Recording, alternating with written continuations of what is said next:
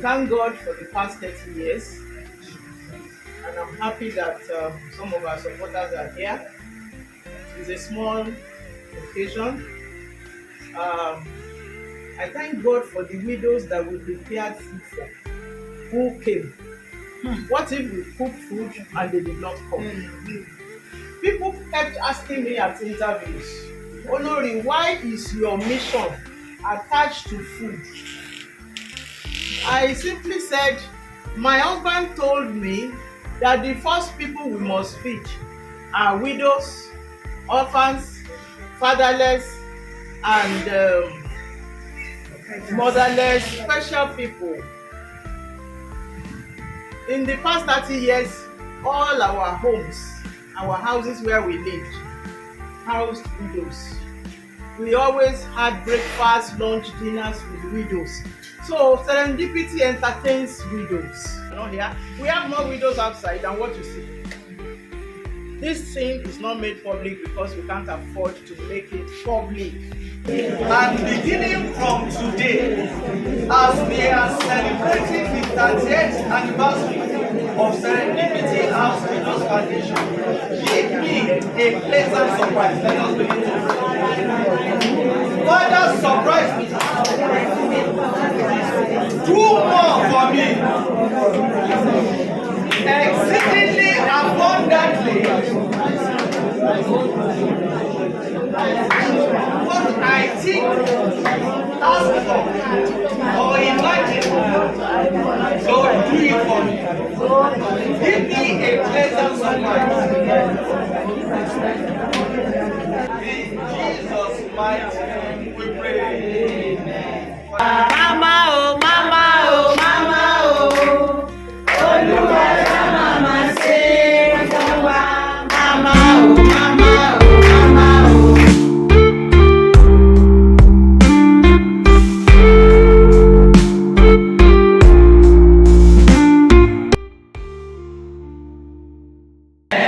You will remember today and thank God tomorrow. Amen.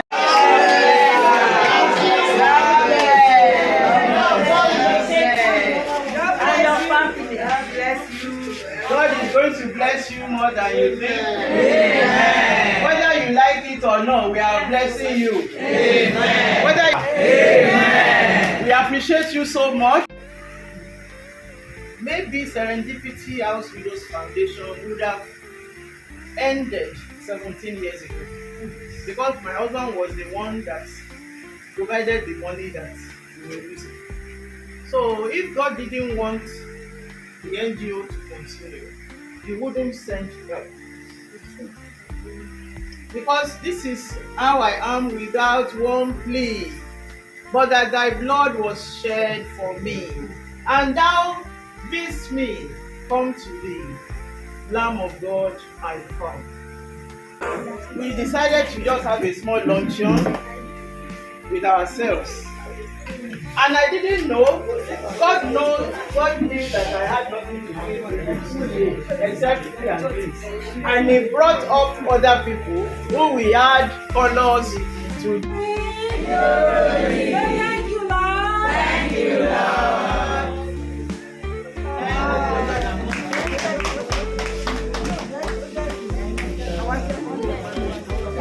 1995, February 24, in commemoration of my wedding anniversary. Ọkọ mi ní ká fi nǹkan kan celebrate wedding anniversary wa ní 1995. A wá bẹ̀rẹ̀ sí tọ́jú àwọn opó láti ìgbà yẹn. 1995, February 24. Àgbà. Ọkọ mi ló sọ pé nínú Bíbélì wọ́n ní kán tọ́jú opó, aláìní bàbá, àwọn òrukàn. So ńgbà tó tiẹ̀ ní ká máa ṣe kinní yẹn kò sówó lọ́wọ́ ẹ̀. Mo wá ń wò pé mo tún fẹ́ àgbàlagbà, ó tún ní ìdajì owó ká máa kó síta. But torí ìgbàgbọ́ tó fi tọ́ mi, mo ní a máa ṣe. So a dẹ̀ láwọn tí à ń tọ́ láti ìgbà yẹn. Ìkíní, ká má kọ ìpéjọpọ̀ ara wa ká jẹ́ opó. Mo rántí pé ńgbà tọ́kọ mi kú ní 17 years ago, àwọn opó náà wá jókòó tì mí wípé mọ́mí ẹ ti dàbí wa.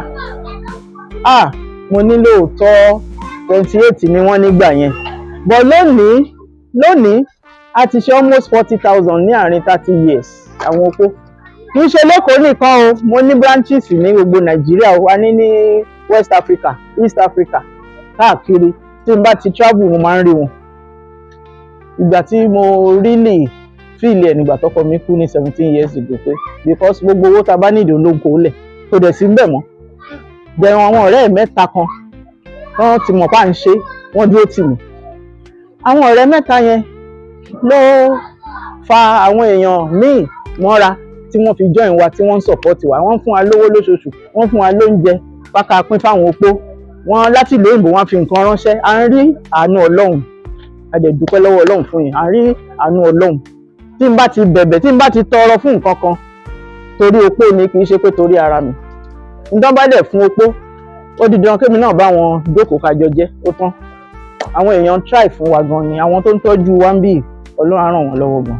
Wọ́n yẹn ò ṣe é kà, but lórí website wa àwọn ètò tá à ń ṣe wà ń bẹ̀. Lóṣù tó ń bọ̀ yìí sìn, láti máàkì International Women's Day, a plan empowerment fún àwọn widows lágbára Ọlọ́run. Látòkè òkun pàápàá wọ́n ti ránṣẹ́ pé ká ṣe training fáwọn opó. Wọ́n máa kọ́ bọ́n yín ṣe salad, coleslaw, ìró àǹbùbá sewing. Wọ́n á kọ́ bọ́n yín ṣe ìró àǹbùbá. Wọ́n ti kọ́ bọ́n ṣe ń tẹ ike fún party àti t-shirt. Wọ́n á kọ́ beads, lẹ̀kẹ̀ ọrùn. Àwọn nǹkan tí wọ́n máa kọ́ tó bíi 8 níbẹ̀. Tá a ní ní ìgbà tá a bá fẹ́ ṣàpéjọ, ká má rí owó soft drink àti owó oúnjẹ tán máa jẹ because breakfast la máa ń ṣe. But àwọn kan wọ́n kàn dẹ̀ yọjú ni pé kí lẹ fẹ́? Nǹkan báyìí ni o. Àwọn kan á sọ pé ẹ̀bà ní kárò fún wọn láàárọ̀. Àwọn kan á sọ pé báyìí ni, ẹlòmíì á gbé mọ́ínmọ́ín wá. Ìgbà míì tí kinní ẹ bá fẹ́ dojúrú tá a rí ìrànlọ́wọ́, a bá ha bisikíìtì àti omi. But Ọlọ́run sì ń gba ètò wa. Àti rálẹ̀, lówó tá a lè fi kọ́. Ẹni tọ́lọ́run bá ràn lọ́wọ́ tó ní ilé tó ń ní ibì kan òun fẹ́ gbé fáwọn opó, inú wa dùn torí lọ́tọ̀ fún opó ló ń sùn ta. Tá a nídìí ilé fáwọn opó, ó wà very important. A nídìí bus tá a máa fi máa lọ káàkiri, ó important. Mo dúpẹ́ lọ́wọ́ Ọlọ́run fún gbogbo ẹni tí 1,000, 5,000, 10,000, 20,000, 1 million ẹ ti wọnú àjọ wa. Wípé ẹ ṣé, mo dúpẹ́. Lẹ́yìn Ọlọ́run àti ẹ̀yin tẹ́ ẹ̀ ràn wá lọ́wọ́, kò sí ní tá a lè ṣe. Olórí Jaiyeo ò lówó. Ẹ̀yin tẹ́ ẹ̀ ràn wá lọ́wọ́ ni ẹ̀ ń jẹ́ kí a rí ọwọ́ mú tá à ń rọ́wọ́ yọ. Ọlọ́run Olódùmarè tó máa ń fún èèyàn ní ọ̀pọ̀ lórí kékeré, á bùkún gbogbo yín. Àtàwọn tó ti ràn wá lọ́wọ́ kọjá tó di pé kò sí nǹkan lè ṣe fún wa mọ́. Ṣé ẹ mọ̀ pé ìrànlọ́wọ́ Ọlọ́run náà sì máa bá wọn náà torí pé ńgbà tá a nídìí wọn, wọ́n dúró fún wa. Ṣùgbọ́n gbogbo ẹni tí ó bá ran opó lọ́wọ́, Bíbélì ní àṣẹ kan, ó ní òun máa bless wọn in 100 folds. A fẹ́ kán ràn wá lọ́wọ́ lóṣooṣù fún gbogbo ìpéjọpọ̀ tá à ń ṣe. A fẹ́ kí wọ́n bá wa gẹ́ẹ̀tì ilé àwọn opó. A fẹ́ bọ́ọ̀sì. Àwọn nǹkan tó pọ̀ la fẹ́. Tí wọ́n bá béèrè lọ́wọ́ wa, a sọ nǹkan tá a fẹ́ fún wọn. Ṣùgbọ́n a ní láti pe àkíyèsí àwọn èèyàn sí nǹkan kan. Wípé ẹni tó bá ran opó lọ́wọ́, àánú Ọlọ́run máa ń bá a. Torí náà, káàánú tó pọ̀ láti ọwọ́ Ọlọ́run tó lè bá àwọn èèyàn púpọ̀ sí, ẹ jọ̀ọ́ o, ẹ dáwọ́pọ̀ pẹ̀lú wa kẹ́ wá ràn wá lọ́wọ́ ní WIDOWS Center, Maryland. Ọlọ́run á ràn yín náà lọ́wọ́. Ìmọ̀ràn ni pé kó ní kálukú kọ́ṣẹ́ ọwọ́. Èmi náà máa kọ́ bọ́n yín ṣe plantain chips ní next week. So ká kọ́ṣẹ́ ọwọ́ táwọn èèyàn máa pè wá pé ká wá ṣe báyìí, àbí ká máa gbaṣẹ́ aláṣẹ. Ṣé a rí kò sẹ́ni tó gbaṣẹ́ aláṣẹ tí ò ríṣẹ́? Ẹni tó ń fọ aṣọ, tó ń gbá ilẹ̀ ilé, owó náà máa sọ fún. A fẹ́ kókó kankan bọ́ sórí títì pé òun tọrọ mọ́. Serendipity House Widows Foundation. À ń ṣe ayẹyẹ 30 ọdún tá a dá sílẹ̀, tá a dẹ̀ ti ń ti àwọn opó lẹ́yìn, tá à ń tọ́jú àwọn opó ní orílẹ̀-èdè Nàìjíríà àti jù bẹ́ẹ̀ lọ. Àwọn nǹkan tó jẹ́ ohun ìdùnnú ni pé látìgbà tá a ti ń ṣe iṣẹ́ yìí, tá a dẹ̀ ti ń tọ́jú àwọn opó ní agbègbè wa, inú wa dùn láti rí pé àwọn opó kan wọ́n ṣe dáadáa ju ti tẹ́lẹ̀ lọ. Àwọn míì ti jẹ́ opó láti ìgbà tán jẹ́ ọ̀dọ́. Àwọn míì dẹ̀ jẹ́ opó nígbà tán ti di àgbà, ṣùgbọ́n kò sí alábàárò, kò sẹ́ni tó ń tọ́jú wọn. Ẹlòmíì ó lè jẹ́ nípa àìsàn, ó lè jẹ́ nípa kò tí wọn rí lé lórí, ṣùgbọ́n inú wa dùn láti sọ pé a dúró tì wọ́n. Inú wọn náà dẹ̀ dùn láti sọ pé àwọn wá síbí báyìí, àwọn rí ìtọ́jú tó yẹ káwọn rí. Ó ti pẹ́ tí mo ti máa ń gbọ́ nípa ìfilélẹ̀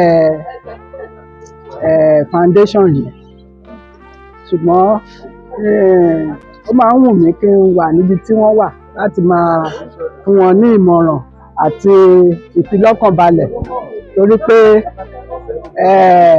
opó jíjẹ́ kì í ṣe pé wọ́n fi gbó èbù fún èèyàn ni, àṣẹ Ọlọ́run náà ni, torí ó wà ní Bíbélì pé ká máa tọ́jú àwọn opó. Tọ́lọ́run bá mọ̀ pé opó máa wà, èmi ní ká máa tọ́jú àwọn opó.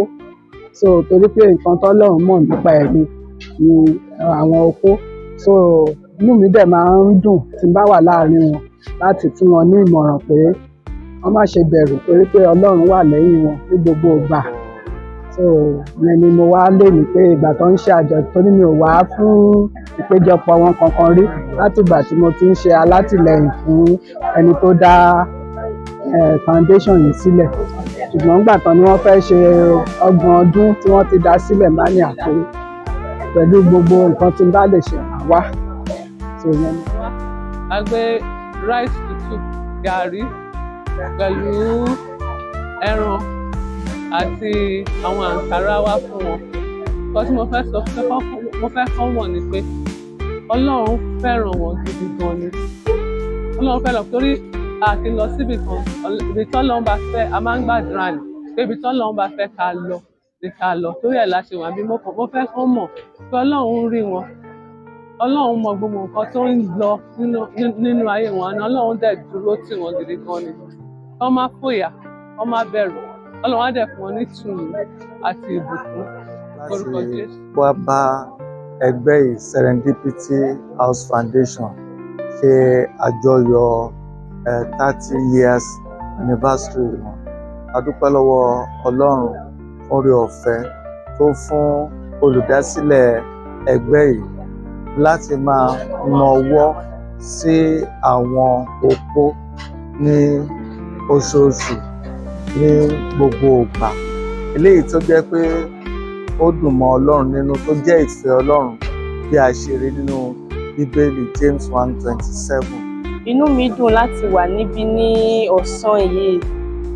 Mo dẹ̀ dúpẹ́ lọ́wọ́ Ọlọ́run pé ó jẹ́ kí ọjọ́ òní wá sí ìmúṣẹ. Mo dẹ̀ dúpẹ́ lọ́wọ́ ẹni tó rán mi wá láti wá fún àwọn widow ní nǹkan, àwọn opó láti wá fún wọn ní nǹkan. Ọ̀gbẹ́ni Coach Andy Oyemi tán wà ní òkè òkun lọ́hùn, wọ́n yàn láàyò láti máa tọ́jú àwọn opó yìí. Mo dẹ̀ gbàdúrà pé Ọlọ́run tún máa bá mi ràn wọ́n lọ́wọ́. Àwọn náà rán mi wá síbí ní ọ̀sán yìí láti wá fún wọn ní nǹkan. Mo dẹ̀ gbàdúrà fáwọn opó náà pé olùrànlọ́wọ́ ò ní jìnnà sí wọn, àti àwọn tí Ọlọ́run dẹ̀ ń lò fún wọn láti dùn wọ́n nínú, Ọlọ́run náà máa dùn wọ́n nínú ní agbára títí Ọlọ́run.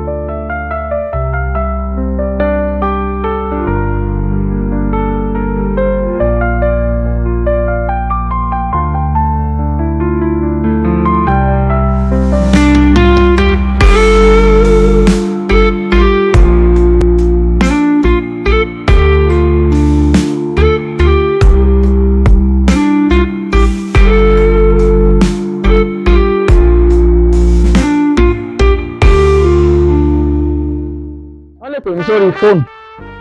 Wọ́n dẹ̀ lè wá síbí báyìí lọ́fíìsì wa ń bí báyìí. 350 Ikorodu Road, Maryland bus stop. 350 Ikorodu Road, Maryland bus stop. Ilé blue, orúkọ wa ti wà lára ògiri, wọ́n lè rí wa ń bẹ̀. 080-332-85737. lẹ́ẹ̀kan sí adúpẹ́ lọ́wọ́ Ọlọ́run iṣẹ́ takuntakun tẹ̀ ń ṣe Ọlọ́run yóò sì máa gbé omi. Ẹ ṣé o, mo dúpẹ́ o. Ẹ ṣé o.